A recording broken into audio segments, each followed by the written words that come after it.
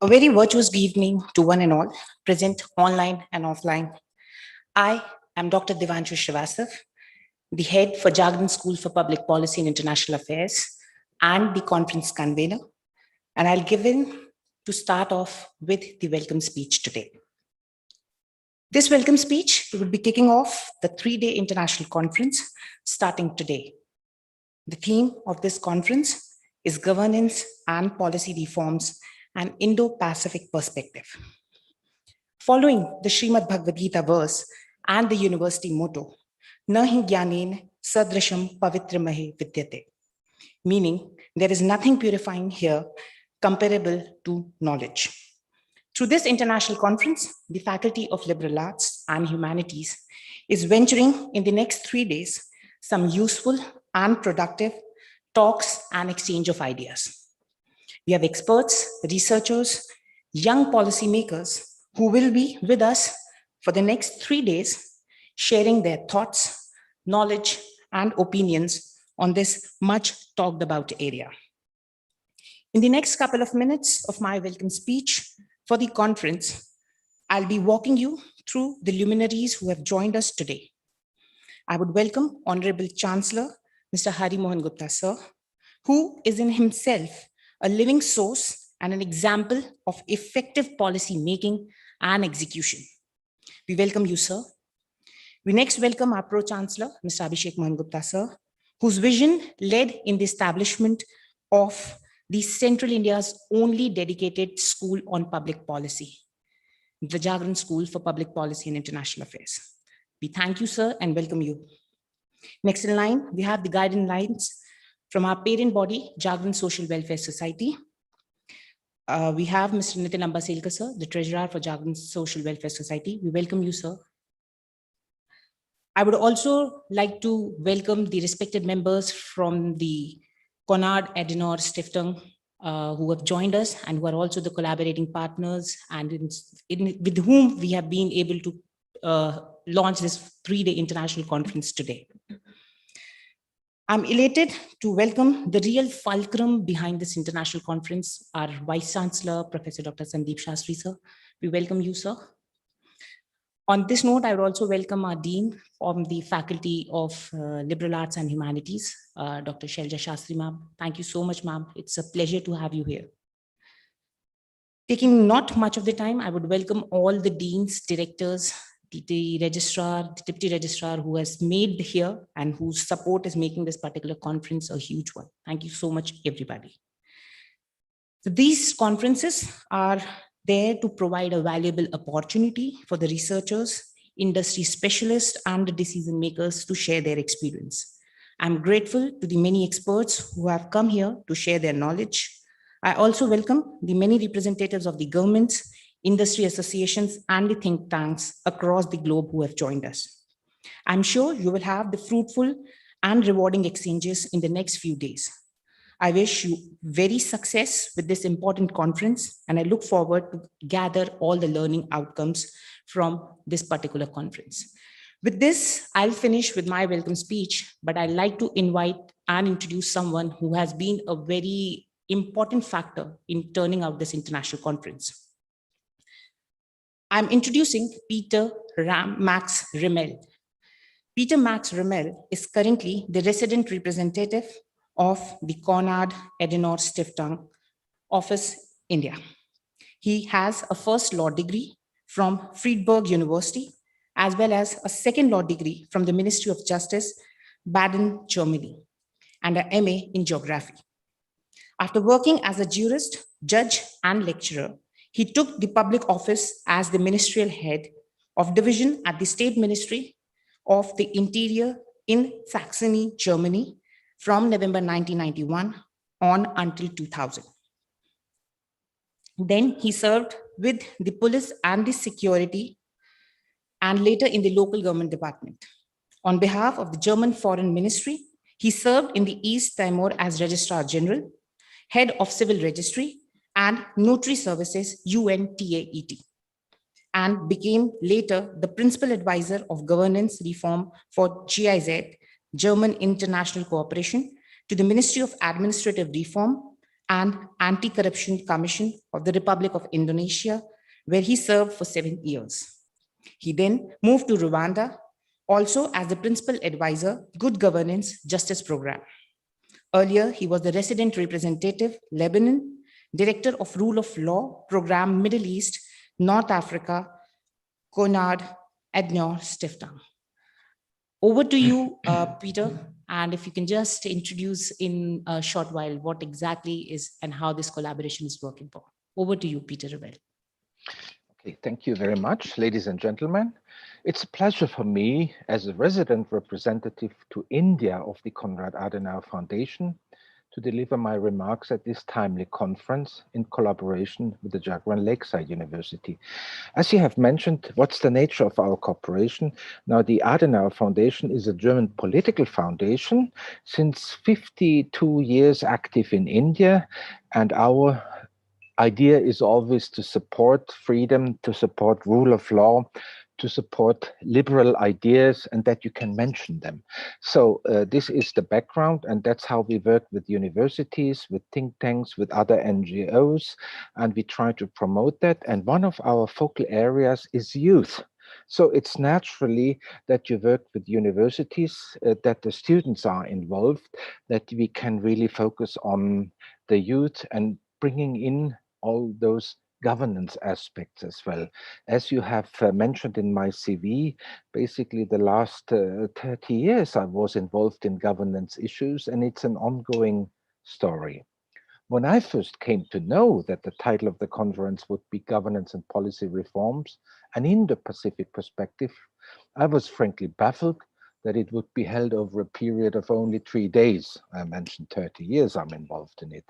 Looking back at the governance and political reforms that have taken place in the Indo-Pacific nearly over the past year, we could undoubtedly have a 3-year-long conference without ever running out of material to debate. With that modest proposal, which will hopefully not lead to the organizers of this year's program quitting their work in despair, I'd like to offer you a European perspective to the issue, focusing on the new Indo-Pacific strategy recently adopted by the EU. We often tend to forget that it was only a year ago that the EU Commission decisively opposed the idea of an Indo-Pacific strategy for the EU. So when just recently, on the 19th of April, the Council of the EU adopted the EU strategy for Indo-Pacific cooperation, this step reflected a great paradigm shift in a frankly very short span of time. We also have to see that before, member states of the EU, like France, Germany, the Netherlands, introduced their own Indo-Pacific strategy. So somehow the EU felt forced, of course, to have something what resembles all members of it. The fact remains that the Indo-Pacific region is arguably the world's single largest center of economic gravity, with 60% of the world's population living in the region, generating 60% of global GDP, now that's even, and contributing 2/3 of present global growth, with a projection being that by 2030, not too long, 90% of the 2.4 billion new members of the middle class entering the global economy will reside in the Indo-Pacific region. And I guess a large portion of these 2.4 billion new middle-class members will come from India. The fact also is that without the Indo-Pacific, the UN's 2030 Sustainable Development Goals will be impossible to meet. All of this was already well known in Brussels a year ago. So what has changed their mindset? Ladies and gentlemen, this policy shift by the EU was triggered by something quite different, namely 3 ongoing processes that are inexorably linked to one another and became impossible to foresee and oversee during the COVID crisis. These are the Red Dragons, revisionist challenge to the rules-based international order, the CCP's wolf warrior kind of diplomacy, and the realization of the optional nature of having to diversify global supply chains away from monopolies which have been weaponized and have led to economic arm twisting. Maybe part of this paradigm shift is that several members of the EU Parliament who dared to have an opinion and to raise it were banned from traveling to China. So that is definitely a reason why the recent investment agreement, what was done with China, will probably not pass the mark of the European Parliament, who has refused it. So the ratification is not taking place, so that agreement is not come to life yet. Admittedly, the new EU Indo Pacific strategy fails to mention China directly, which has led to strong criticism of the strategy, whereas, unlike the EU, the US has advocated a very robust Indo Pacific strategy and upgraded the Quad to a quasi alliance, drawing battle lines around China as the problem, which the new EU strategy does not do so explicitly. However, ladies and gentlemen, such critique appears to be rather misplaced, as one does not have to dig deep to discover the implicit hints tucked between the lines of the communique on the new Indo-Pacific strategy, all pointing to China as the main nemesis and adversary of an international rules-based order in the Indo-Pacific region and beyond. So that is why the EU and many member countries have come to the formulation that China is at the same time an economic partner, but also a systemic rival. The EU, ladies and gentlemen, is not appeasing China, but to the contrary seeks to curb its illicit practices inter alia in the South China Sea. By reinventing its image as a maritime security actor, the EU strategy commits to a meaningful naval presence and cooperation with partner navies to fully monitor maritime security and freedom of navigation in the Indo-Pacific in accordance with international law. Now, I have to mention that the EU, of course, doesn't have its own army, doesn't have its navy. So it's the member states who would contribute, and mainly France, who is the one with the biggest naval presence in the Indo-Pacific. Through this increased military commitment, the new EU strategy pushes directly towards taking the steam out of Beijing's salami slicing factor.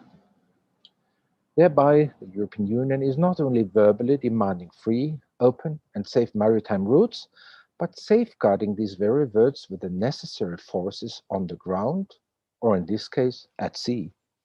In doing so, the EU also conveyed a clear message to its partners in South Asia that they will not be left alone should their conflict with Beijing escalate. Moreover, the EU-Asia connectivity strategy can be seen as the EU's response to China's Belt and Road Initiative, mitigating China's dominance while providing a sustainable, democratic, and effective alternative. Remember the formulation of systemic rivals I had used before.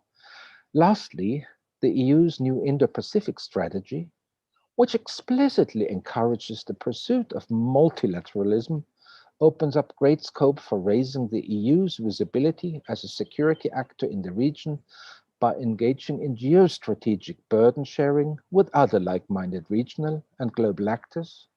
In this respect, the EU's central agenda of promoting values of democracy, the rule of law, and human rights globally resonates with the ideals of the Quad Group and several states of the ASEAN bloc, with whom cooperation in all these areas is bound to increase sharply in the near future.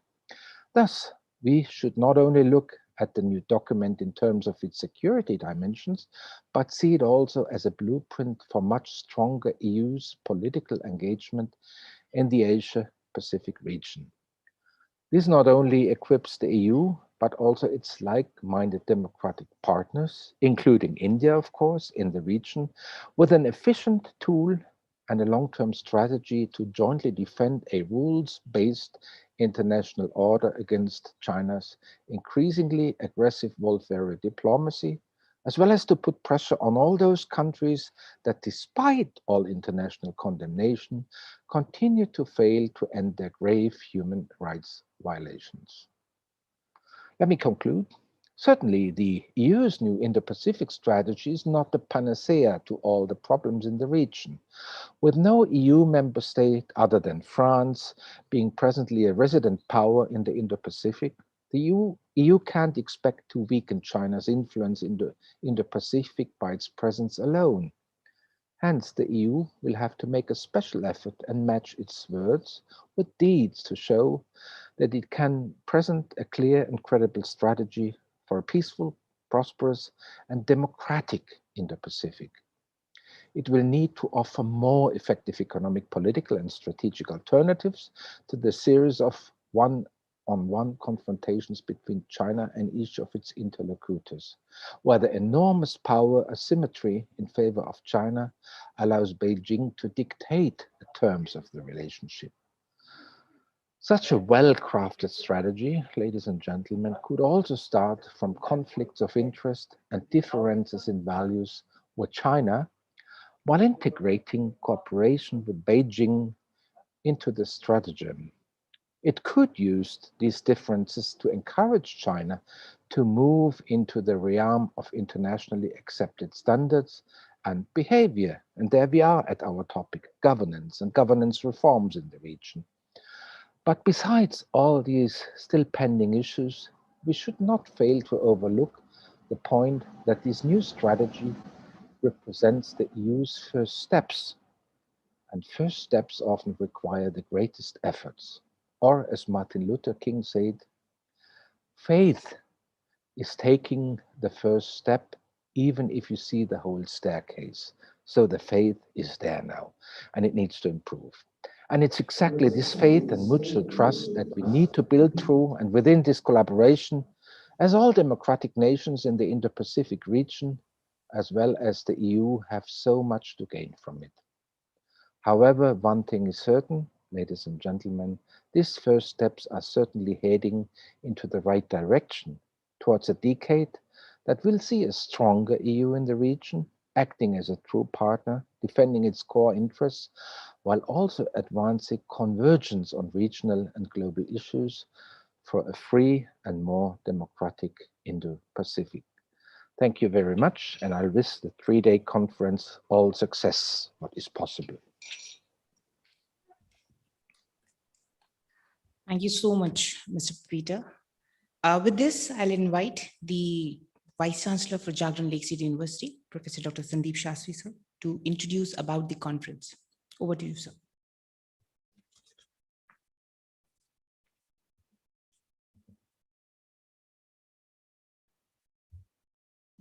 Respected Chancellor, sir, respected Pro-Chancellor, sir,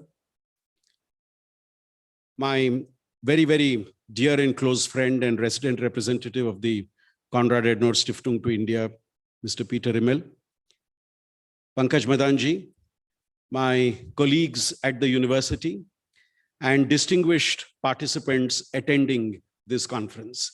I noticed that our keynote speaker, Dr. Sachin Chaturvedi ji, has also joined us. And welcome, sir. We are truly honored by your presence at this conference. And everybody here is looking forward to listening to your keynote address in another 15 minutes. Friends, this conference has been a result of a collaboration between Konrad Adenauer Stiftung and Jagran Lakecity University. Jagran Lakecity University has been very keen to focus on important societal issues, and issues of governance and issues of policy reform are central to change for the lives of common people across the region. This three-day conference focuses on three important themes: welfare state and reforms, sectors like education, health, and reforms, and finally, environment and reforms. And we have one day each for each of these themes. We have a keynote speaker every day, and we have nearly 15 paper presentations, which will happen in 5 different concurrent sessions, because we wanted to give enough time for each paper presenter to make his or her point and have a discussion. So we have evolved this conference in this way, and with the support of Konrad Adenauer Stiftung, Jagran Lakecity University is looking at publishing these papers later from a leading publisher as a volume. So this conference will set the pace for important dialogues on governance and reforms in this country. And therefore, it gives me great pleasure to welcome on behalf of the university everybody here and also talk briefly on the conference. May I now, before I request our Honorable Chancellor, sir, to inaugurate this conference, may I request our Honorable Pro-Chancellor, sir, to please release what we have created as an ebook, which brings together all the papers of the conference.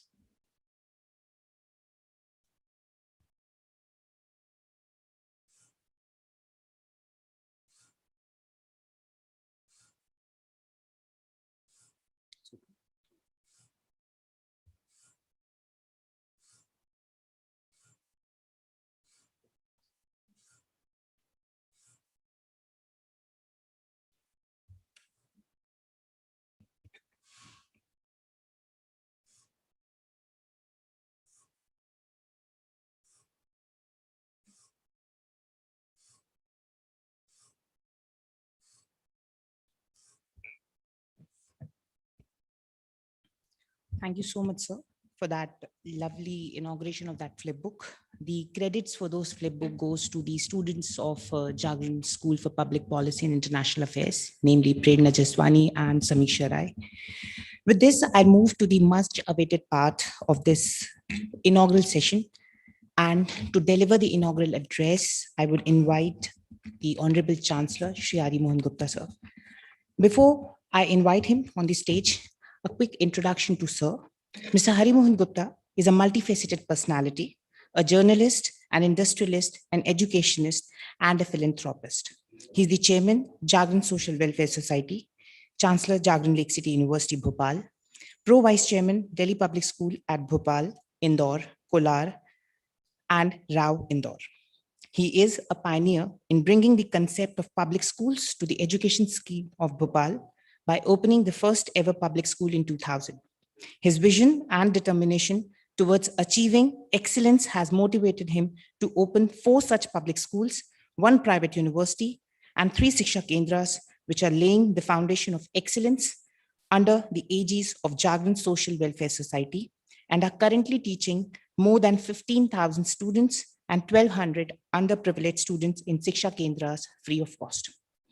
Recently, Mr. Gupta has been elected as the 2nd Vice President of the Association of Universities of Asia and the Pacific for a term of 2 years, starting from January 2021, during the election held at 14th AUAP Online General Assembly meeting on 18th November 2020. He has the privilege to be the first Indian Chancellor of an Indian university to be elected to this position. AUAP is holding the highest formal consultative status with UNESCO and spread across 32 countries. On 29 January 2021, Mr. Gupta has received the Asia Global Heroes Award Community Leadership Highest Order from the ACLA DEB Foundation, Philippines, for unselfishly educating and empowering the deprived children of this society and providing facilities and financial resources in the establishments and operation of various campuses in India. With this, I'd like to invite Sir on stage to kindly address the gathering.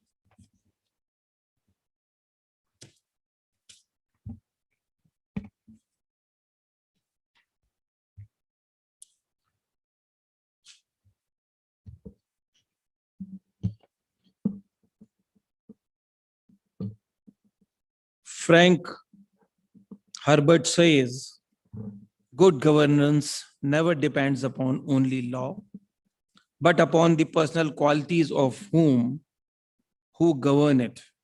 The machinery of government is always subordinate to the will of those who administer that machinery. The most important element of any government, therefore, is the method of choosing leaders who can set up the pace of good governance. Mr. Peter Ramla, Resident Representative, Mr. Pankaj Madan, Deputy Head, India Office, Konrad Adenauer Foundation, Pro-Chancellor, Mr. Abhishek Mohan Gupta, Jagran Lakecity University, Vice Chancellor Sir, Jagran Lakecity University, Deans, Director, faculty members, Treasurer of the Jagran Social Welfare Society, the CFO of Jagran Lakecity University, dear friends and distinguished participants of this international conference. It is indeed a matter of great pride that Jagran Lakecity University is organizing this prestigious 3-day international conference on governance and policy reforms and Indo Pacific Perspective in collaboration with Konrad Adenauer Foundation. In these contemporary times, the theme of governance and policy reform is of a great relevance for all the nations of the world. At the end of the day, governance is about service delivery and meeting public expectations. Reforms should focus on ensuring that the policy and programs are relevant to the need and aspiration of the people of their nation. I am confident that this will be the key feature of the dialogue at this conference. Lord Krishna in Srimad Bhagavad Gita says, Sukh dukhez same kritva labha labho jaya jaye tato yudhya yujasvam nev papam parvaswasi, which means fight for the sake of duty for yourself and people, treating alike happiness and distress, loss and gain, victory and defeat, fulfilling your responsibility in this way will never incur you with the sin. In my opinion, there is a tremendous gap between public opinion and public policy. To go near to the public opinion, policymakers need to revisit the government's economic health and practicality of its implementation while forming any public policy. Being involved in the newspaper as a resident editor, I have often seen imperfect policy proposed by imperfect people with imperfect information available to them. Most of the time, public servants are found more engrossed in addressing political needs of governing political party, addressing their wishful and unimaginable declarations while missing out in-depth study and the public need. And so it is not surprising that the policy get imperfect results. I mean to say, wishful thinking is no sound public policy. I feel the biggest ever statement made for public policy by any politician was by Mahatma Gandhi, as it was, "You must be the change you wish to see in the world." I personally treat this as the biggest statement for making a formation of any policy. I also compliment Bhutan government, a tiny little country, which is the first and the only country to adopt happiness as a goal for their public policy. It is really commendable, and a big country like India should learn from them, as I think what else can be the better goal for any public policy than pursuing earnestly for public happiness through its policies. While browsing through the program schedule for this conference, I noticed and do appreciate that delegates and speakers are drawn from across the world, representing a worldwide spectrum of interest in various fields. The ongoing pandemic has once again made us all realize the importance of the welfare dimension for the public at large and its administration at this VUCA time. A well-known academician, Dr. Sachin Chaturvedi ji, shall deliver the keynote address on the theme of welfare state and the policy reform is so very appreciable and apt. The conference shall also focus on key sectors like healthcare, education, economy, and the reforms agenda, which shall be addressed by Canadian experts later. The deliberations on this conference on policy reforms and environmental issues will be of crucial significance. We also have a German expert speaking on policy reforms and environmental issues of the world, which looks to me quite interesting. We at Jagran Lakecity University have always focused on the governance of a perspective of the reform for whom it is meant for, and firmly believe that reforms are something we need to be constantly working upon as reforms reflects on the needs of changing times. I extend my best wishes for this international conference. I am sure its deliberation will be useful for policymakers and analysts across the world. I have a great pleasure in inaugurating this international conference. Thank you very much. Kindly, now you can start this conference and present your papers and deliberations, and the open session can be laid for the question answer sessions also, if the people permit, and which will be most useful to the young politician, to young policymaker, to the countries like India and third world countries. Thank you so much.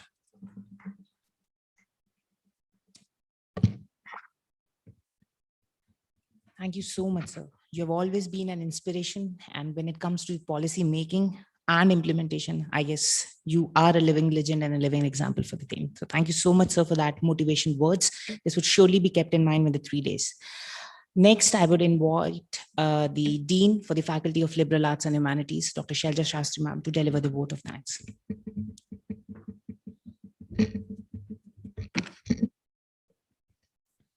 A warm good evening to all of you.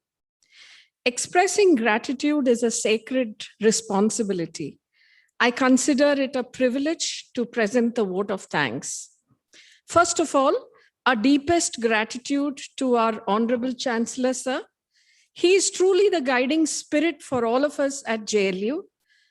Thank you, sir, for your words of inspiration and also giving us your precious time. Our Honorable Pro-Chancellor, sir, Shri Abhishek Mohan Gupta, for constantly motivating us to push boundaries and seek new horizons. We thank you, sir, for releasing our ebook. This conference wouldn't have been possible without the support of Konrad Adenauer Stiftung. We are especially grateful to Mr. Peter Rimele, resident representative of KS India, for choosing Jagran Lakecity University as a partner to host this conference. We wish to thank Mr. Nitin Ambal Sekal, Treasurer, JSWS, that is Jagran Social Welfare Society. Also, sincere thanks to our Vice Chancellor, Dr. Sandeep Shastri, and our Registrar, Dr. Vivek Kare.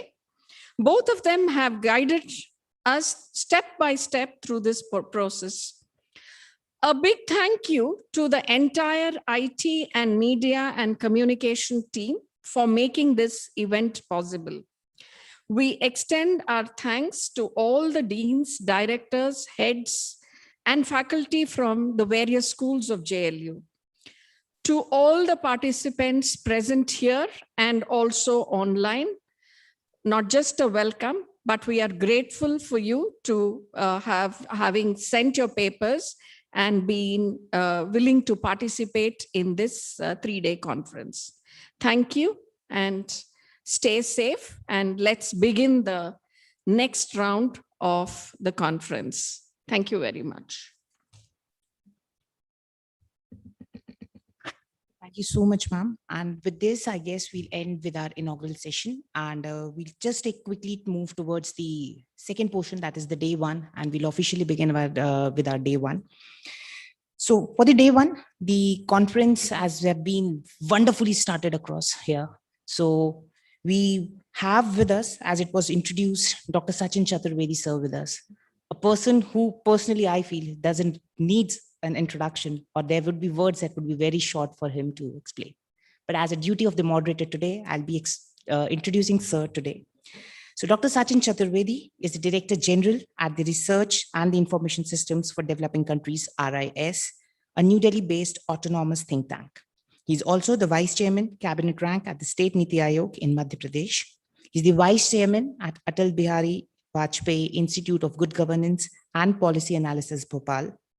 He was also a Global Justice Fellow at the Macmillan Center for International Affairs at the Yale University. He works on the issues related to the development, cooperation, policies, and South-South cooperation. He has also worked on the trade and innovation linkages with special focus on WTO.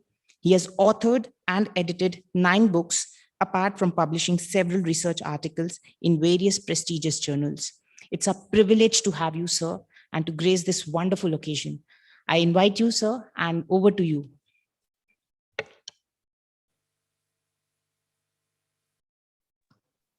Thank you. Thanks, Mr. Moderator, for giving me this opportunity. I would like to thank our colleagues at the university.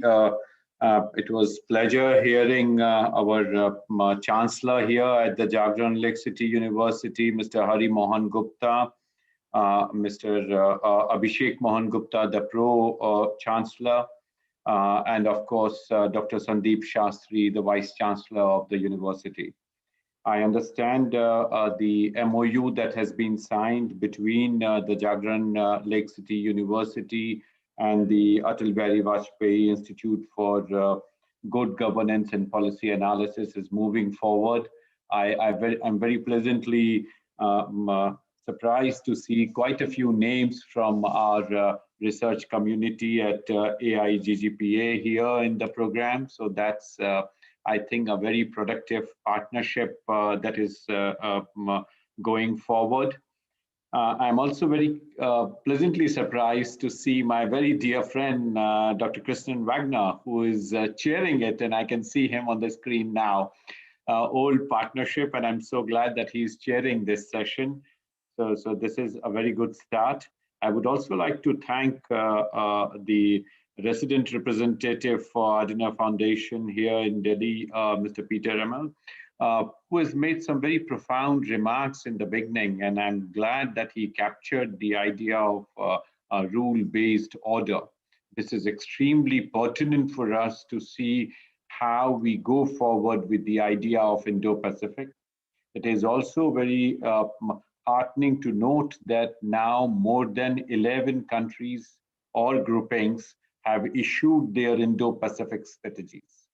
As India is trying with the Quad to move forward, interests of EU, individual members of EU are important.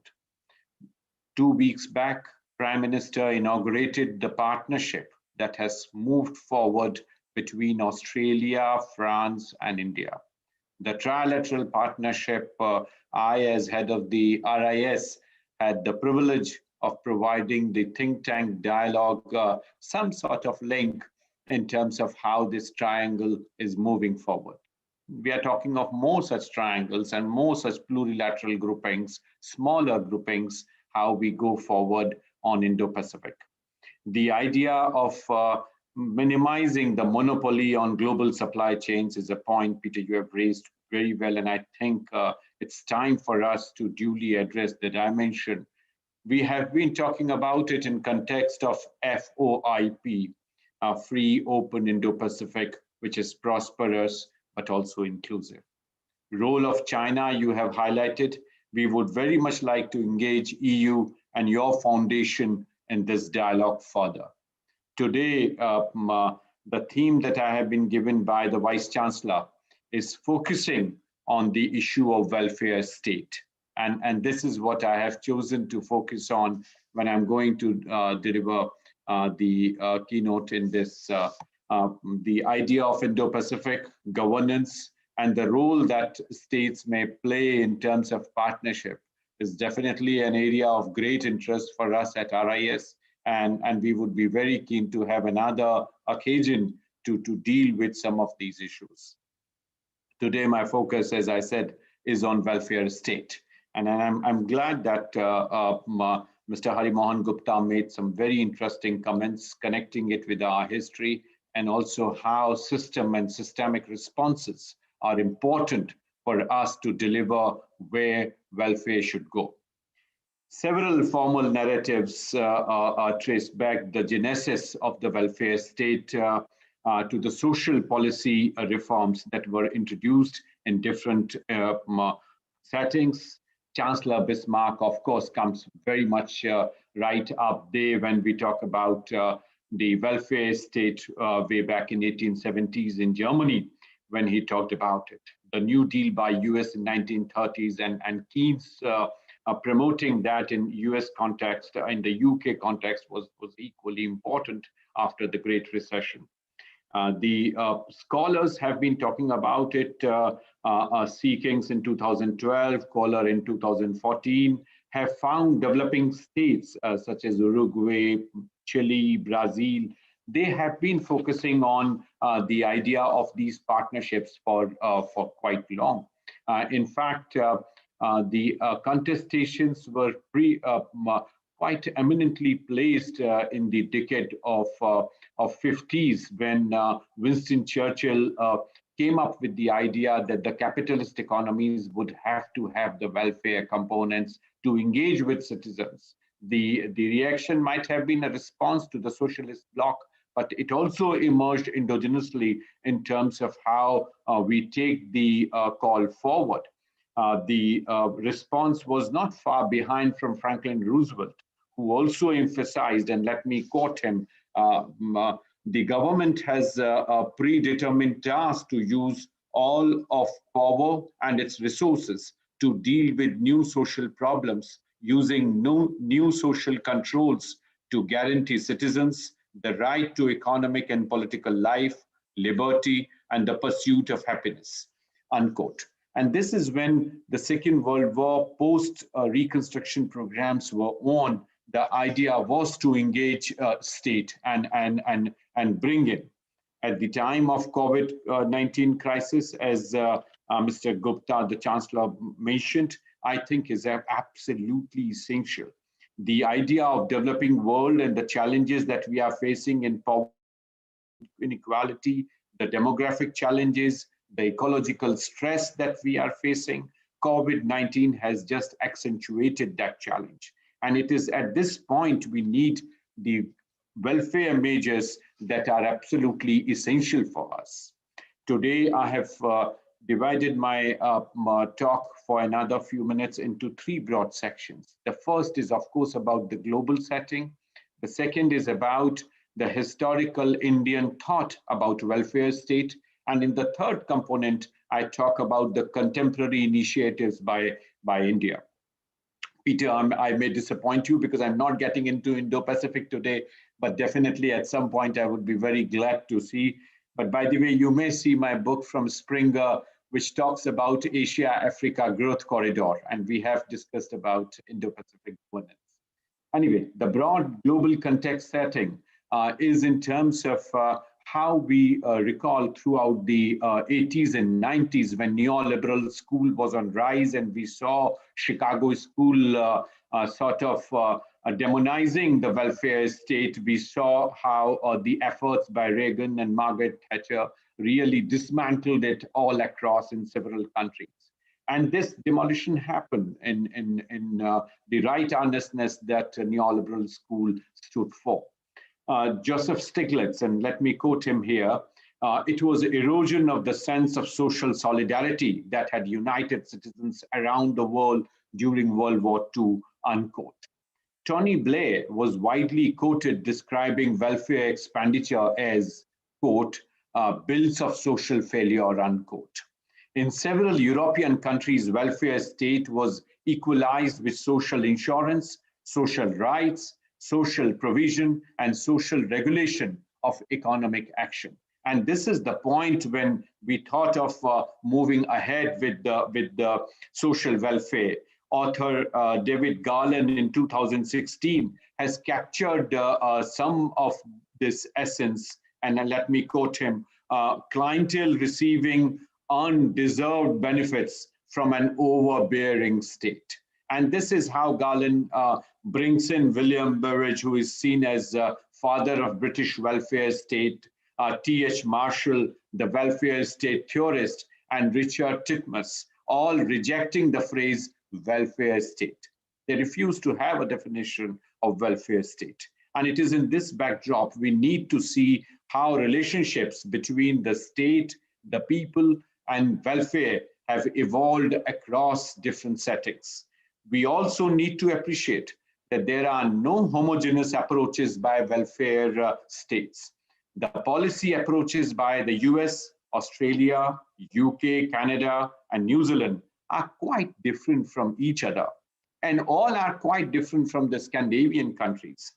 Differences among them are also quite profound, as Garland tells us that even with these differences, most of the Western liberal democracies have three similarities. One, they have all targeted non-contributory means-tested programs like job seekers allowances in the UK. Second, social insurance as prevalent in Germany.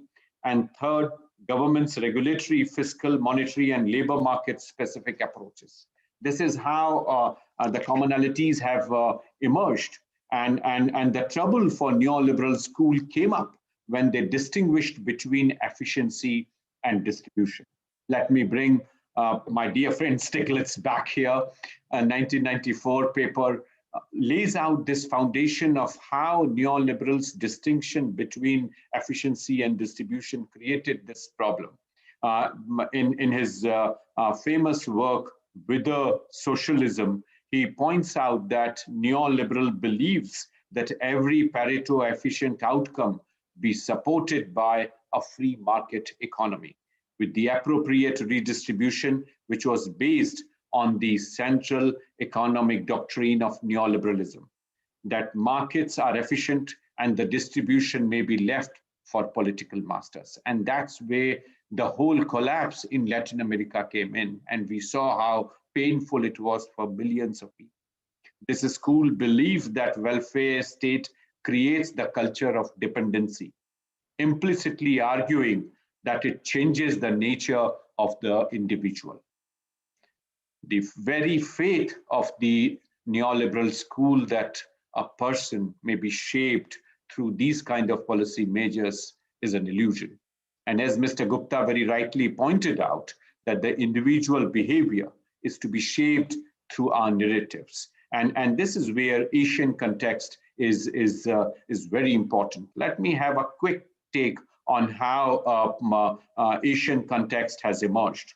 The miracle economies of Asia evolved with a vibrant and clear role of the state, starting with Japan, South Korea, Taiwan, Singapore, and subsequently Thailand, Malaysia, and Indonesia have evolved different strategies for welfare state.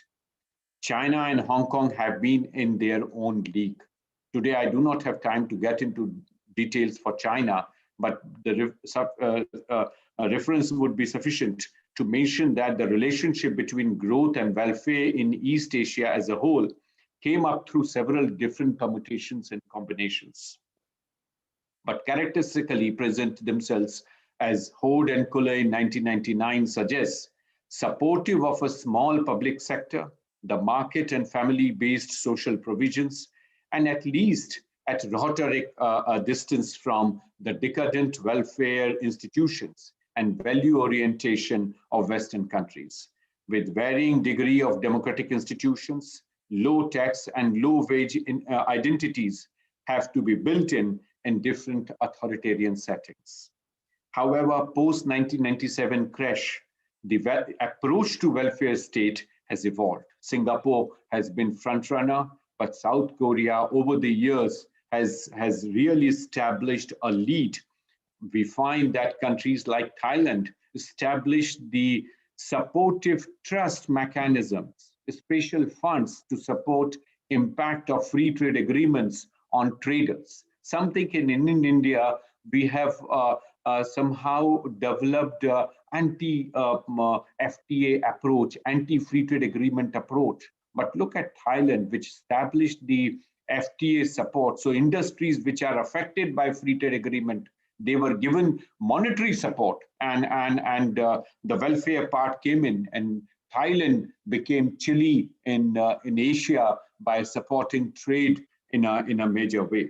But mostly you find that in Southeast Asian countries, health and pension insurance emerged as an important area.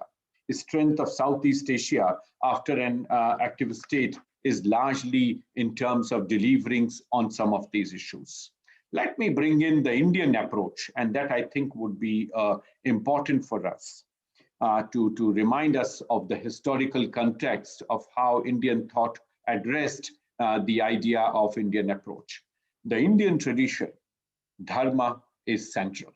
The rule-based order, what Peter was referring in context of Indo Pacific, Peter in the Indian philosophy is central to the lawyer's responsibility, the ruler's responsibility. As Mr. Gupta was saying, that the bureaucracy goes in one direction and the political leadership in another. I think it is important for reminding ourselves that in Indian philosophy, dharma is the central part of it. Since the Vedic days, the Indian thought process emphasized more on duty and less on rights. A ruler has to have interest of all subjects absorbed in the policies that are being devised. It is envisaged as the abhyuday, that is the welfare of the people. The dharma for ruler is love, compassion, and goodwill for all living beings, including plants. And as my chair of the session, Christian, would know very well, how much concerned we are in the G20 discussion groups of human-centric development strategy that we have adopted, even at the cost of compromising other species and other living beings. This was not the philosophy and this was not the idea. The dharma brings in equal respect, equal consideration for all living beings, including plants, birds, animals, and every visible and invisible form of life. In fact, dharma for all envisaged as the ultimate source of happiness, social harmony, justice, and societal tranquility. It is also a convergence of rights, privileges, and responsibilities.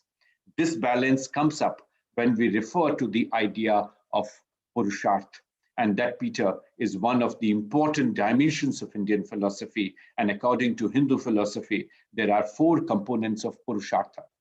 They bring in dharma, artha, kama, and moksha. Interesting here is to note that dharma is linked to the broader idea of rita, which articulates the moral order that cosmos is governed with. The problem we are having at the global level, particularly in Indo-Pacific, Peter, is in terms of leaving out this moral compass that is needed by countries like China. And this is where we need to remind the global order of the moral dimension that we found roles to have articulated, and this philosophy convergence is so much evident and so much profound. Rita, the concept of Rita, depicts law of nature, and in that sense, a compulsorily binding absolute order for physical and moral frameworks in the universe. Even gods are just guardians of the order. Even gods are not above that order. They are also part of this. Lord Varun is recognized as the main custodian of Rita. D.D. Rupwate in 1982, in a very interesting paper, brings out this, and the paper has been published by Annals of Bhandarkar Oriental Research Institute, and let me quote him here. The quote is, as Rita is the principle of order and harmony in nature and human society, it is related to and responsible for beauty and splendor in the universe. It reduces chaos and gives order and integration to matter, and also gives its symmetry and harmony, unquote. And this paper has been very widely quoted in terms of how we go forward with the idea and philosophy of Rita. Just to quote a reporter further, Rita is related to all aspects of life: moral, ethical, social, aesthetical, political, natural, and supernatural, metaphysical. It is the subspectrum of subhuman, human, and supernatural life. Rita, with all its aspects, is reality in itself. Rita is thus the foundation of advanced Hinduism where it brings in the concepts as we go forward, unquote. Rita is dharma at cosmos level. So what I talked about dharma, if you think it at the cosmic level, it is the idea of Rita. And Rita and Satya are going to go forward as two pillars when we bring in. And that's the idea, as Peter, you might have by now realized, India's national emblem. If you see the three lines, you find this chakra, the Dharma chakra, which Ashok so well captured. The idea of Satyamev Jayate in the Mundaka Upanishad brings out the idea of truth alone triumphs. That brings in the concept forward. And the 24 spoke in the chakra, they bring in different human qualities. I'm not listing them here, but they bring in the idea of Rita as I talked about. And Ashok was one who gave the concept in form of how actual governance is to be referred to. And to my chair today, Christine, you would be pleasantly surprised to see how Emperor Ashok actually captured, and in Pali, dharma was called as dhamma. So dhamma, the bilingual edicts that have come up, and he took over immediately after Alexander the Great left India. So he brought in several Pali versions of dharma. The idea was to govern according to dharma, to administer according to dharma, and to protect according to dhamma, which brings in the idea of governance and bring in the idea of inclusion. The policy of dharma, or dhamma as was called, inspired from Buddhism, which was meant to reduce various conflicts and discords, and trying to bring in importance of truthfulness in governance, along with compassion and non-violence. It was emphasized by H.G. Wells, and rightly so, that Ashok was a ruler far ahead of his times. Emperor Ashok exhorted administrative officers to be constantly aware of the joys and sorrows of the common folk and to ensure prompt justice. The matters of public welfare had to be reported to him at all times, as reasoning with people was extremely important to have stability in his empire. He issued orders for curbing public laxities and preventing cruelties to animals. And this idea was largely in terms of providing rest houses, digging wells, and planting roadside trees, which were part of that context. And it is from that legacy that in the centuries that India ended up with slavery, we lost out. And during the British period, I'm not getting into the invasions that happened and loots happened in the decades, but during the British rule, state in India became a monolithic entity. And this monolithic entity during British period lost out on the plurality and the vibrancy that we saw till Ashok and little later till the invasions happened.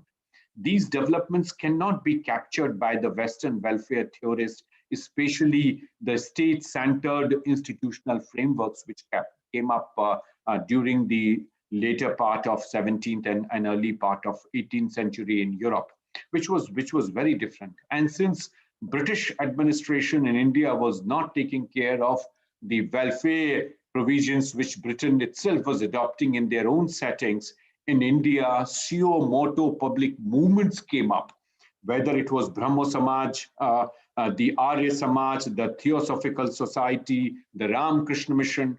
The public ingenuity happened in India, and the movements became very wide social reforms, which provided the vibrancy and support to common people across the continent. And this got reflected in India's Constituent Assembly.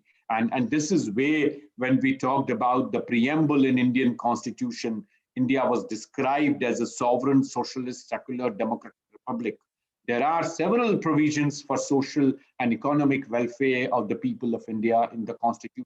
It reflects the idea of fundamental rights as embodied in Part 3 and guarantees civil liberties, while the directive principles, which we have taken from Ireland and have also engulfed them with Gandhian philosophy, have a complete reflection of the idea of welfare states. Let me now come to the last section of contemporary times. And here we see a major departure for last some years, particularly after the current Modi administration has come in.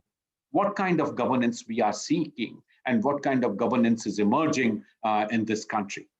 We have witnessed new changes in India when it comes to governance and welfare. There is a paradigm shift. And this paradigm shift, Peter, is in terms of how we are going away from the entitlement-based approach to entrepreneurship-based approach. So a state, in terms of doling out, is trying to create entrepreneurship across the country to give equal opportunity and participation to all the countries. And it is from this perspective the government has to initiate programs which are making a huge impact. And this is where the role of technology is coming in a major way.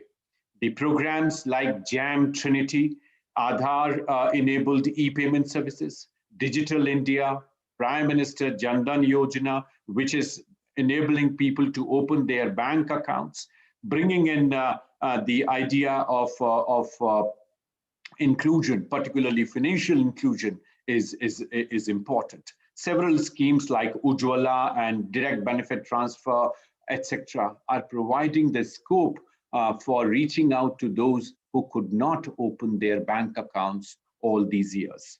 At the same time, rapid spread in digitalization in the country and faster adoption of digital technologies is important. And Peter, I'm not aware, but let me mention it here that I'm also on the board of governors of the Reserve Bank of India, and I'm chair of the IT committee of the Reserve Bank. And I'm personally seeing this process of digitalization, which RBI is accomplishing so well across. And as a chair of the Eastern area, I'm responsible for the Northeastern states in India and their financial inclusion. And you would be glad to know how this process has, in a way, provided greater support as we are going forward. By eliminating the middlemen, by reducing the leakages, digital mediums have now only ensured transparency, efficiency, and have established direct contact between the government and the people through feedback mechanisms and various other services. In the past 8 years, the incumbent government at the center, led by the Prime Minister, has appropriately factored digitalization as a force of change in the ways various ministries, departments, and agencies perform their role and connect with the ordinary citizens. As underlined in the Economic Survey of 2020-21, and I quote, technology platforms coupled with digitalization and the promise of artificial intelligence at scale have led to a drastic uptake in the utilization of telemedicine for primary care and mental health.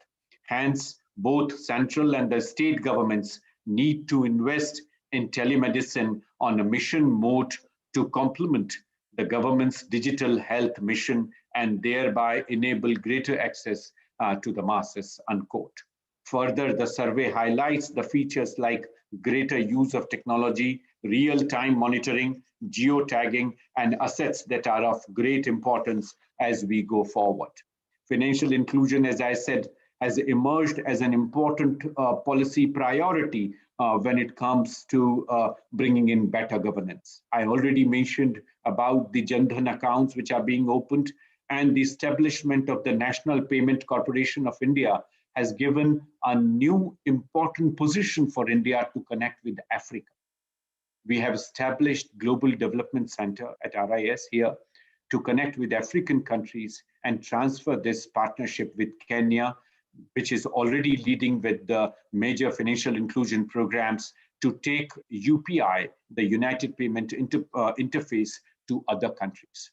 And our transfers have already touched 5 trillion rupees by March 2021. And this dimension has multiplied many times through instant money payment systems, and also trying to bring forward the digital content of this wide process that is going on. Speed, efficiency, and transparency in government through digital technologies has multiplied the idea of how welfare for people is to be approached.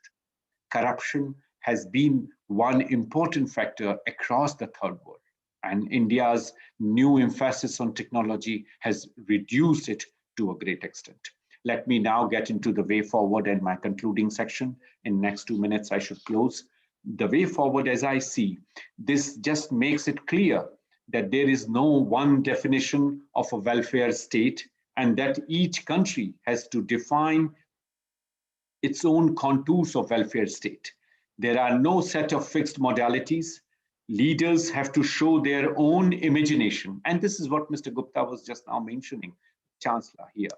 Leaders have to show their own imagination based on their own capabilities and take a call for avoiding all exclusions and take care of the last person in the queue.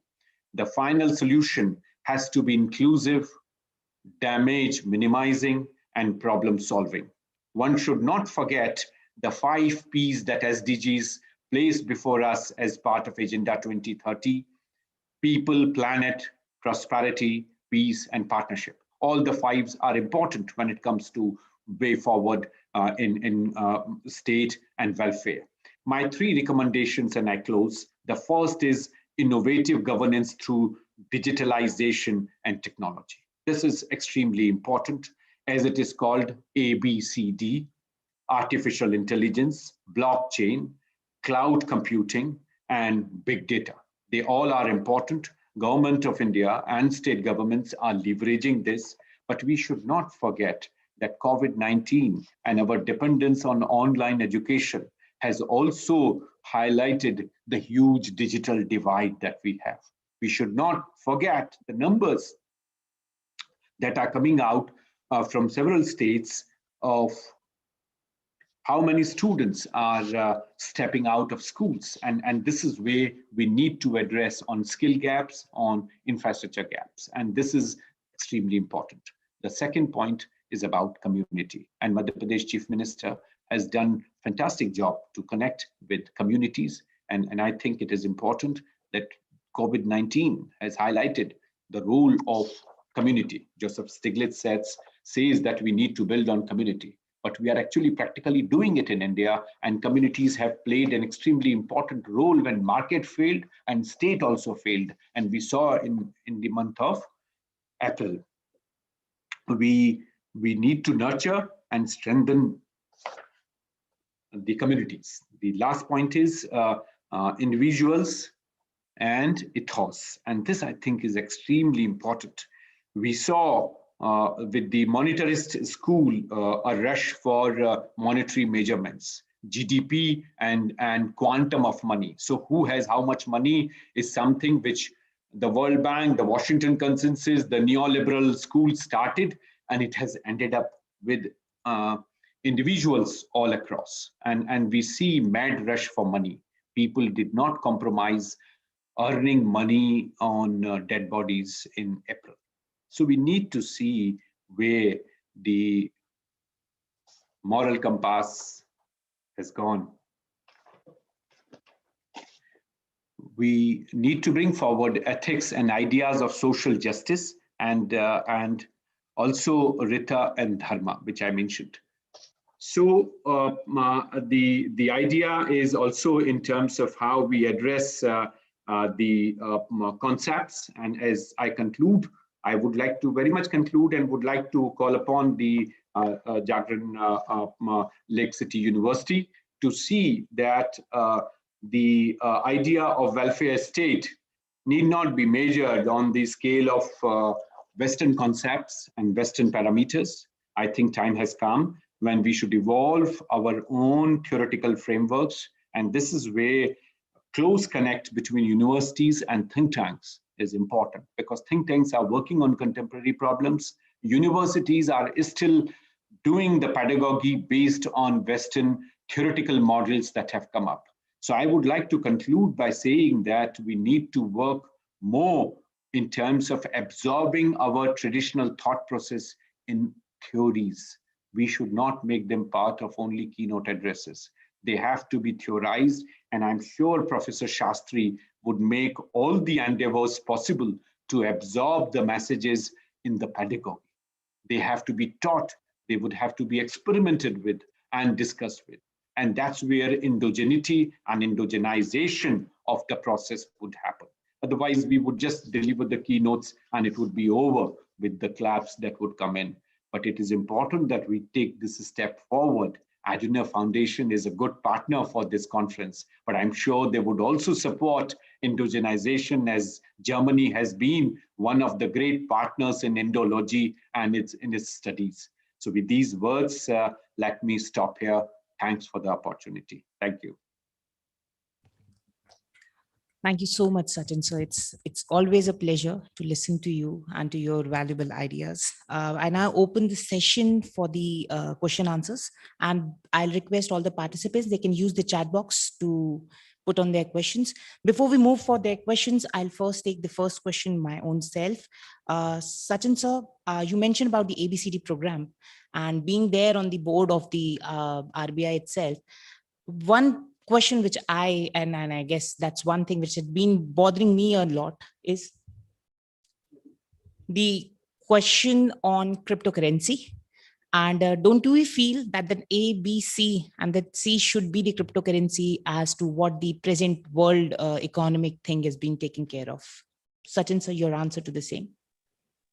Thank you. Thanks. Cryptocurrency is an important dimension. The deliberations in the Reserve Bank of India are on. We have also done a couple of public deliberations on cryptocurrency, digital currency, and the issues are largely in terms of its governance, how you would fix responsibility. There is also a G20 group which is discussing this. India is very closely monitoring, engaged, and part of the deliberations on cryptocurrency. There are several issues. If you are interested, please do refer to RIS publication on this. It is on our website. And we are also discussing this with the EU and our other partners in terms of how we go forward. China is the only country that is trying to push it in all different directions. There are others, not that they are the only ones, but the way the push is coming in, we need to see how sovereign responsibilities would be fixed. Because we have to see all the pros and cons of digital currency. I know that in some quarters in India, there is a feeling that we are delaying, we might be left behind, the bus might go, we might be latecomers. I do not think if that is correct. We are bringing in, as I said, digitalization in payment architecture. We are trying to reduce the transaction cost. Since 2006, India has been one country which has been trying to reduce the cost of remittances from across, and we have reduced it.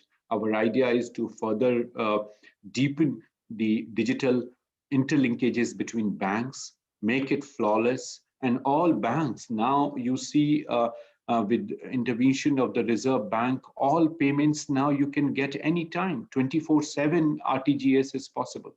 So let us move in that direction. Cryptocurrency and digital currencies would definitely come by in the days to come. Thank you so much, sir. And before I take the next question, it's indeed a pleasure from moving from one person in the policy field to another expert. And we have the chairperson here. Dr. Christian Wagner is a senior fellow at the German Institute for International and Security Affairs, SWP in Berlin. He was the head of the Research Division Asia at SWP from 2007 to 2014. Prior to joining SWP in 2003, he was a senior fellow at the Institute for the Development Research at the University of Bonn 2001-2002, and the assistant professor at the Institute of Political Science and Administrative Studies at the Rostock University 1996 to 2001. And by the time I'll move to Christian sir for things, I'll take one or two more questions from Sachin sir, and then we are eagerly waiting to listen to you, Christian sir. I hope that would be fine, Christian sir. Yes. Thank you so much, sir. So with this, Sachin sir, we have one question here, that as we transit to a more entrepreneur-oriented approach to governance, how does the bureaucratic intervention act as an impediment to an accelerated growth of entrepreneurship opportunities? Thank you. I think this is a very interesting question. As I said, with digitalization, we are trying to minimize intervention by bureaucracy. But don't forget that we have accumulated this for the last 70 years. So it is taking time for us to put them in their place and state to emerge as a facilitating actor rather than imposing impediments on our working. The bureaucrats are also realizing, as a few people have noticed, Prime Minister Modi has already established a couple of weeks back, actually, the new commission for capacity building of bureaucrats. How to teach them not to say no every time. How to say yes to things, how to facilitate the process, and do not hold back the growth that people are expecting.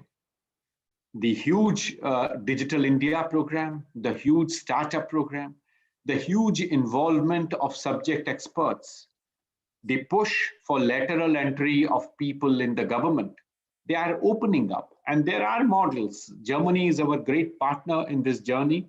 And there are others who are also supporting India in this process. And we are learning it. We are learning it the way it can be reduced. In my own area of development cooperation, way back in 2003, when the finance minister Jaswant Singh at that point came out with the idea that India would provide development assistance to others, it took government of India 4 years, because immediately after that NDA-1 collapsed. I was sent to Germany in 2007 to prepare India's vision paper on development cooperation. And at that point, I took attachment, Peter, with German Development Institute and with Dirk Massner and Thomas Fuse to work closely with India's paper.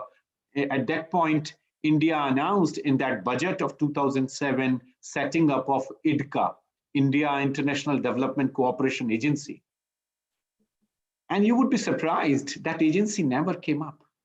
And it was in 2018, SIDCA was announced, Chinese International Development Cooperation Agency. And now SIDCA is governing China's outgoing development assistance to Africa and to all countries. What India ended up in 2011 was the DPA, the Development Partnership Administration. And fortunately, I had the privilege of working very closely with the setting up of DPA and the further work as it evolved. So I think there are certain opportunities which we have been losing out. But I think the question was very appropriate, that how do we get over the bureaucratic hurdles? And I think we should do that. We are doing it. And there are some bureaucrats who are also joining, like Dr. Jaishankar, who has come to Ministry of External Affairs. He knows very well where we have to streamline the process, and it is happening. We are seeing that in the urban affairs with Hardeep Puri as well. So there are people who know the system and they know how to run it fast. We are fortunately in the government, and in this recent reshuffle, more have entered in. So we are getting with the professionals forward at the Apex leadership, and Prime Minister is trying to engage them all across. Yeah, thank you so much, sir. I guess that was indeed an historical present answer. So that was perfectly answered to that thing. Before I move to the next question, which would be the last question that we'll be taking with Sachin sir, I'd just like to inform that post this session, we'll have 5 concurrent sessions. I'll request all the paper participants to kindly be prepared and to join the Zoom links, which is already shared with them. Be very clear to which session you have been pointed out to, and then join the concurrent sessions accordingly. So the last question for you is, it was mentioned that the moral is an underlying factor in looking for a more just society, and you just use the sample of Indian philosophical concepts. I think you stated that China is lacking such moral, probably having forgotten about the Confucianisms. Is that the Darwinism is ruling China?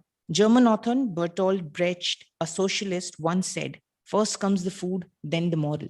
Sachin sir, your take on that? Thank you. And I also see a question in the chat box on lateral entry, but let me first respond to you. See, I am always of the view that generalizations don't work when it comes to countries. And China also, we cannot have a general perception that China is like this or China is like that. So these generalizations do not work. The current dispensation in China is thinking and taking China in the other direction. Confucianism and the approach that China has, I think, probably requires to be understood and has to be engaged. So we cannot leave the administration there. And just a couple of weeks back, we had detailed discussion with think tanks from China. We need to see how best and where all our ideas converge. And for a better world, India and China would have to work together. There are no two ways about it. We cannot have a continuous disengagement. But as has been said, at least at the level of intellectuals, at the level of policy researchers, at the level of universities, our think tanks, our policy institutions, we need to have more dialogue with Chinese, and we need to understand how this is going to go forward. The philosophers from China are equally interesting, and you would find a huge footprint of Indian philosophy in Chinese thought processes. I have myself spent a lot of my time with several universities in China. I have traveled across, I have seen several villages, their development plans, and I'm part of a couple of their administrative academic bodies, and I've seen how convergence is possible with Indian thought process. The current dispensation is in some other direction. Geopolitics vis-a-vis Pakistan, geopolitics vis-a-vis US, and the dimensions are difficult. I'm also very closely engaged with BRICS. India is presidency of BRICS just now. And just before lunch, we had a BRICS meeting with Chinese. So we were discussing issues, and we are exploring this world. It is important to remain engaged, and we do not have a generalized perspective about any country. On the lateral entry, I have already mentioned that we need to facilitate that. Subject experts in the ministries like science, technology, in the ministries like Ayush are already doing wonders. Secretaries there from those backgrounds are doing fantastic work. I think we need more subject experts to come in the governance and make policy making really evidence-based. And this is important for the subject experts to step up. And that's why I say Jagran University can play an important role in Bhopal, and their connect with the Atal Bihari Vajpayee Institute for Good Governance, with which I have recently got affiliated, is important. Lot of fantastic work. I see Maushmi Hajela here, and I see our other colleagues from that institute here. They are doing fantastic work. We need to see how university teaching and research institutions can work together. This is very, very important. And it is with this perspective, when I was in Bhopal last week, we signed more than 8 agreements, 10 agreements with different academic institutions. So we need to work closely and need to have this wider worldview to connect at the micro level when it comes to localization of development. Thank you. Indeed, Sachin sir. And that is one of those particular things, I guess. The purpose of signing an MOU with the AIGGPA is particularly, not only that, there are a total of 7 papers that we have from the AIGGPA. So it's indeed a pleasure as well to see and to look at across. And yes, we assure, and as the head for Jagran School for Public Policy and International Affairs, along with my Vice Chancellor, sir, we'll definitely take those particular insights and definitely bring across the change of what the public policy by incorporating it as the part of the syllabus as well. With this, thanking you, Sachin sir, and I'll request the chairperson for today's session, Dr. Christian Wagner, to kindly take this particular gathering, and we are eagerly waiting to listen to you, sir. Over to you, Christian sir. Thank you very much. The first question in these webinars is always, am I audible? Yes, sir, you are perfectly audible, sir. Wonderful. Thank you very much. Good afternoon from Germany. Honorable Chancellor Mr. Harin Mohan Gupta, Vice Chancellor Sandeep Shastri, Pro-Chancellor Abhishek Mohan Gupta, honorable members of the Jagran Lakecity University, dear Dr. Peter Rimmele, country representative of the Konrad Adenauer Foundation, and of course, dear Sachin Chaturvedi. It's a great pleasure to listen to you. As he already mentioned, we share a long and cordial relationship over many years. My name is Christian Wagner. Thank you very much to the moderator for the kind introduction. I'm with the German Institute for International and Security Affairs, and I'm working on India, South Asia, and the Indo-Pacific since many years.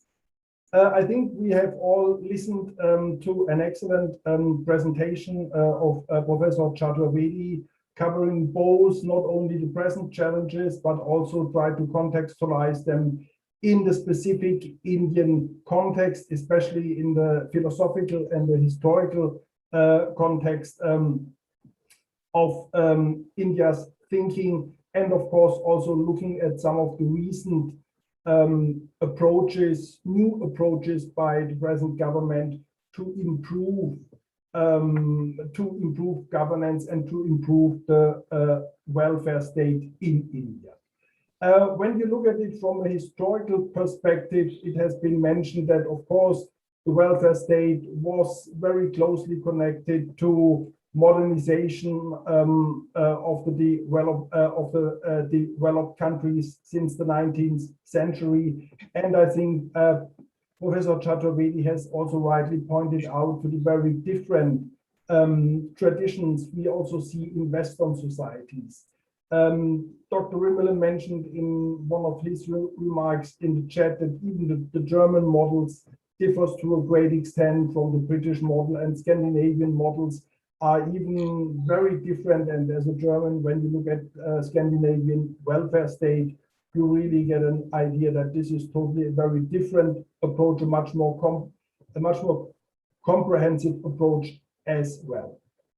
So I think it's also this is why I think it's necessary that we have to differentiate. We also have to keep in mind that the state also have to do domestic reforms in order to secure the necessary financial means for the welfare state. We have seen this in the success story of East Asian countries, that we have seen a lot of land reforms. We have seen a broadening of the education sector. So this were, let's say, the founding pillars for many of these countries to achieve this enormous economic and also societal success that we have seen over the recent decades.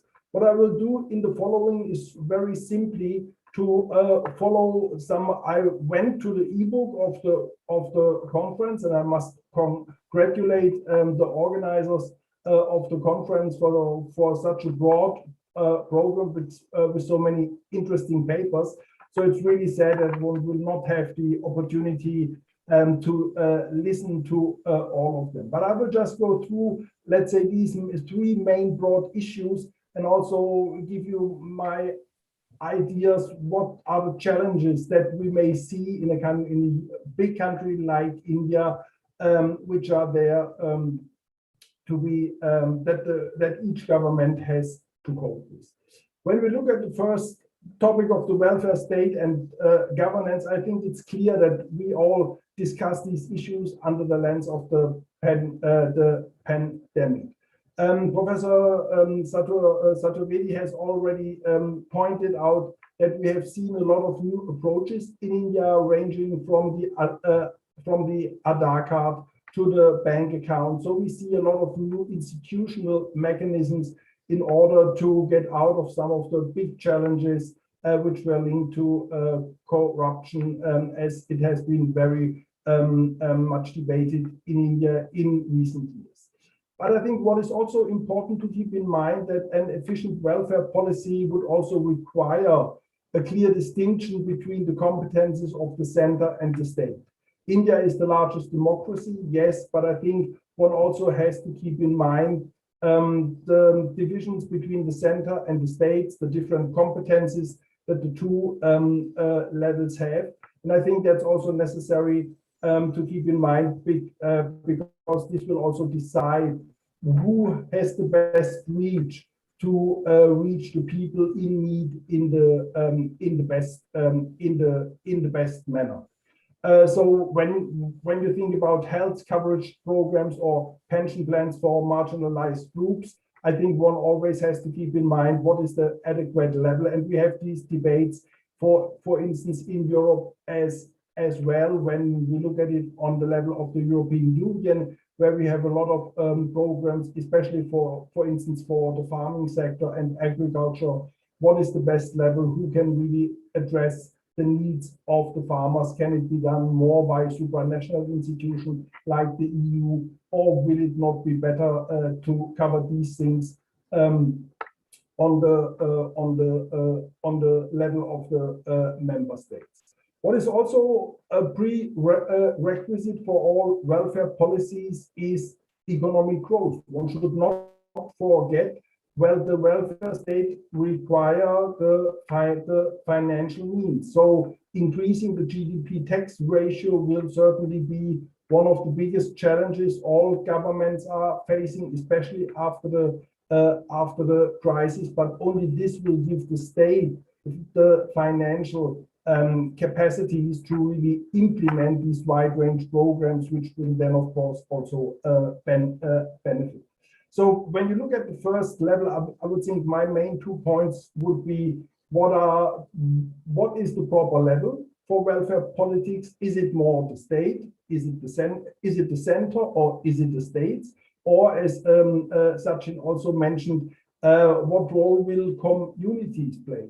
And how can you address the communities in a proper way so that they can really reach out the people in need? When you look at the second topic of your conference about the sectoral policies, I think we are discussing two of the most important one, not only for national development, but also for India's international standing in the years to come, when you look at health and you look at education. I mean, on health, many things have already been said. Here, I think the sad experience of the pandemic in recent months have shown very clearly how necessary it will also be to have a proper proper institutions of federalism and to have proper channels of communications between the center and the states to deal with such nationwide disasters as a pandemic. So I think this is certainly be a main challenge. What will also be of interest is as the states in India have reacted very differently to the pandemic and have had different successes so far, in how far states can also learn from each other. So to have a better view among Indian states, what are best practices that can be transferred to others. The second most important topic is certainly education. I think investing more in education, and I think the Jagran Lakeside University is a very good example of this, is also very necessary for the massive transformation that India is facing in the years to come, because education is also a prerequisite for the people, and it's also one of the main pillars for India's ambitions to not only become a $5 trillion economy in the near future, but also to sustain its benefits from the demographic dividend. Here, education plays, I think, a very important role also in the global competition between states for investment and manufacturing. So only a highly trained labor force will be able to really position India into the peer group of major powers. Finally, on the last point on the environmental governance, I think it's clear that this is really a challenge which we are all coping in a very similar way. Coping with the repercussions will, of course, require local solutions, but also national approaches and regional cooperation.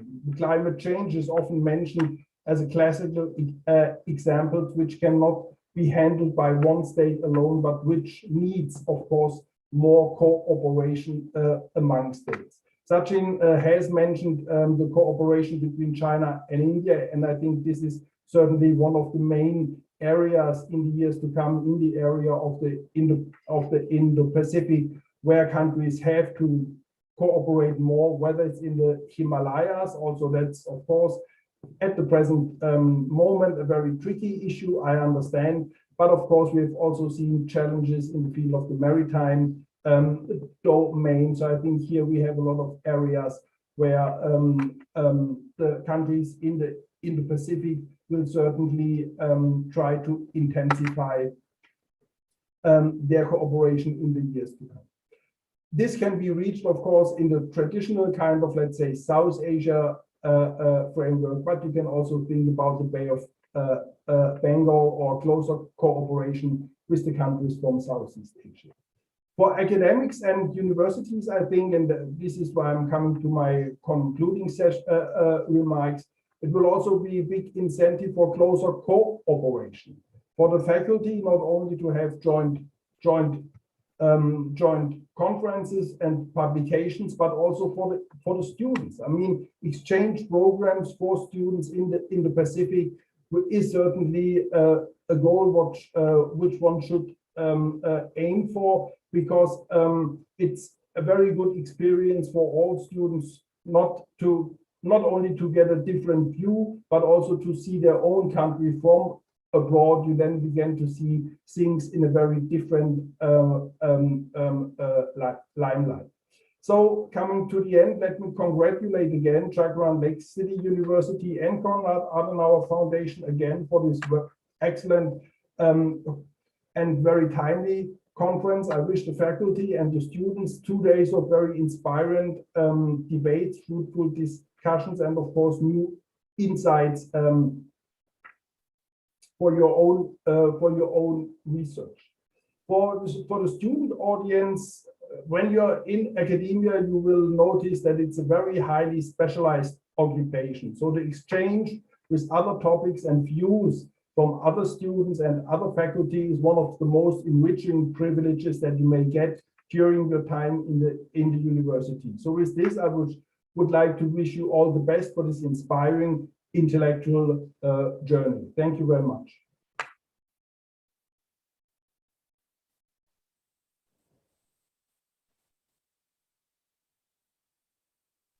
And back to the moderator.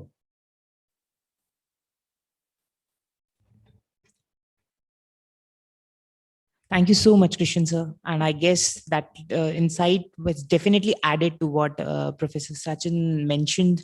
And listening to you, I guess that perspective of the policy reforms and especially the governance would definitely be a thing across.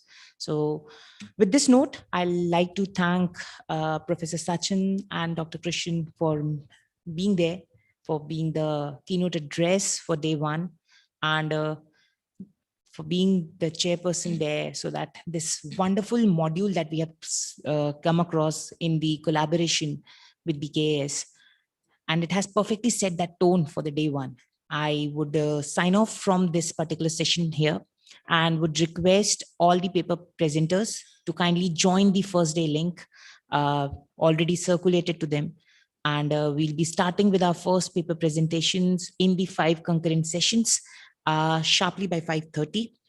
And this gives us a 5-minute leverage time as well. On the behalf of the entire Jagran Lakecity University, a heartfelt thanks to Professor Sachin and Dr. Christian for being available. I know you both have been a very busy person, and your insights have definitely added.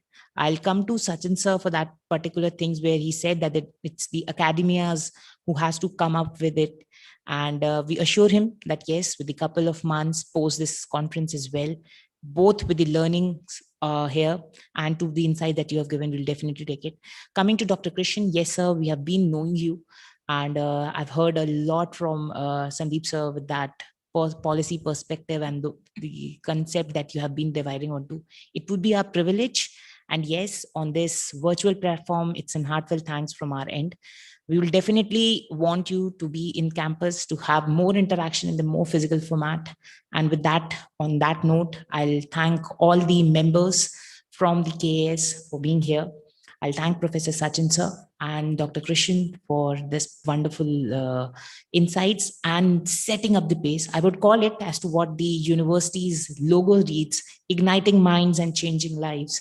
You, both of you, have really ignited a young policy fire within us, and we'll definitely catch that fire for a longer time. Thank you so much.